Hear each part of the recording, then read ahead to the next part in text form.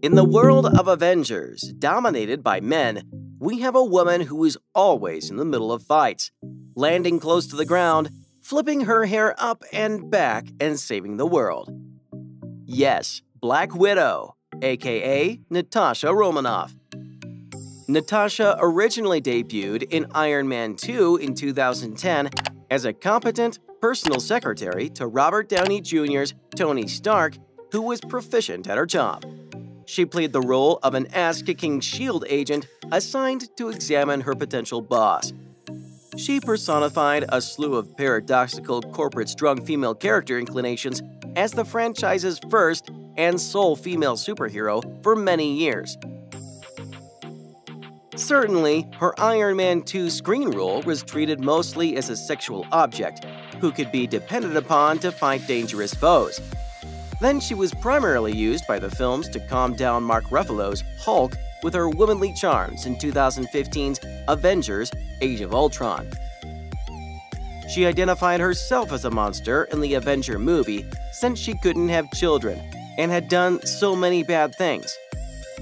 But when it came down to choosing between a man with a family and a woman without one, she sacrificed herself in 2018's Avengers: Endgame.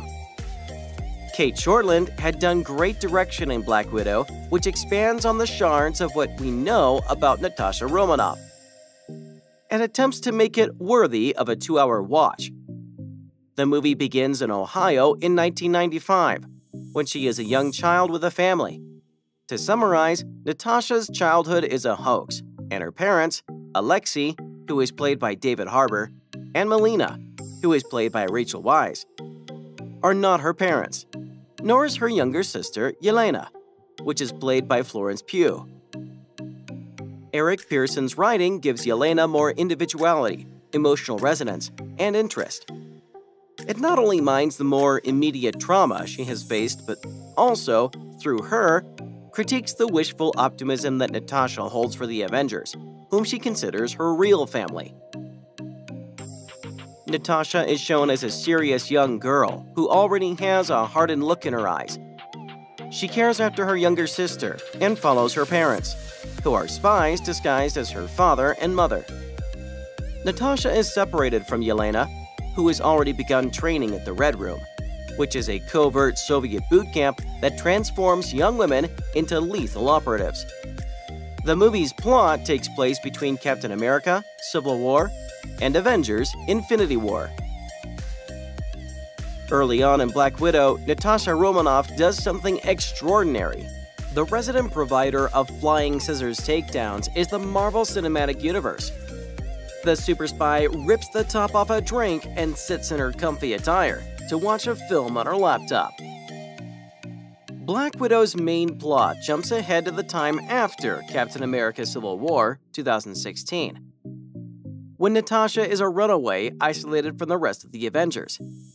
If it sounds complicated, Black Widow, along with the upcoming Disney Plus series Loki, is the Marvel Cinematic Universe's most successful attempt to retrospectively develop character storylines and backstories by looping back on its own gigantic, constantly growing timeline. As a result, Natasha discovers that not only is the Red Room still in operation, with its head, Dreykov, Ray Winstone, still alive, but that the other Widow spies have been chemically modified to become mindless murderers with no free choice. Natasha unwillingly teams up with her false family, including an older Yelena, who has discovered an antidote to Dreykov's mind control, to take down Dreykov and his Red Room. An Alpine action sequence and an army of Death Angels are involved in their strategy to bring down Dreykov. Dreykov remarks that girls are the only natural resource the world has too much of. His widows are lobotomized and given forced hysterectomies. Considering this, the film devotes little time to diving into the repercussions of these darker ideas, and Dreykov's god mentality is left unexplored. Instead, it prefers to be in comic mode, focusing on the relationship between Natasha, Yelena, and their adopted parents. In Black Widow, Natasha undertakes further atoning. However, it's for choices she took on her own, and she's given the chance to apologize for choices involving casualties during her efforts to defect and clear-cutting her ties to the past. When Natasha is evading General Thaddeus Ross, it's an unguarded moment of pleasure that feels like it's designed to stand in for all the lost personal time throughout the decade, plus in which the character played by Scarlett Johansson has been an ensemble player in the biggest franchise around. In the same way that the MCU as a whole is lacking in villains, Black Widow is no exception. The inclusion of the Taskmaster, aka General Thaddeus Ross, a killing machine who can mimic its enemies' fighting skills, makes the movie somewhat interesting.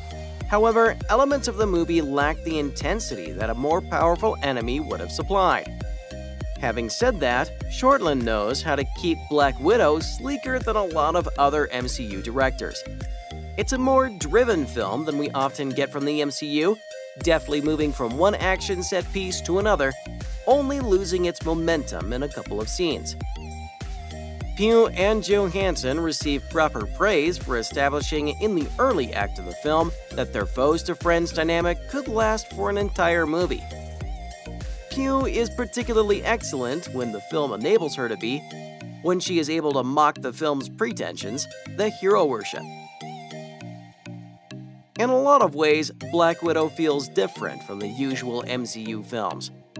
The abduction and murder operations with civilian fatalities and young woman's coercion and manipulation, the picture feels very much like a Bond or Bourne film, with a tacked-on narrative about the importance of family, and it sits uneasily with darker themes. If the jump across the MCU continuum weren't complicated enough, by the end of the movie, which leads into Avengers Infinity War, and a post-credit sequence swings forward to the future, it appears that Black Widow is pleased with its protagonist. Her freshly colored blonde Dew urges her to return to her other family, the Avengers, after her adventure with her espionage family. However, Black Widow is never more than a footnote in the story, a diversion that has no bearing on the greater MCU drama, other than to set up Yelena for a bigger role in the future. That isn't to say there aren't a few character diversions and some interesting theme tinkering. Black Widow has a fascinating duality to it that should make future ventures in this realm more interesting. It consciously repeats ideas from films like Winter Soldier, demonstrating that the Americans don't have the market cornered, and it also intensifies Natasha's lifelong struggle between being a lone wolf and requiring a group with whom to flee.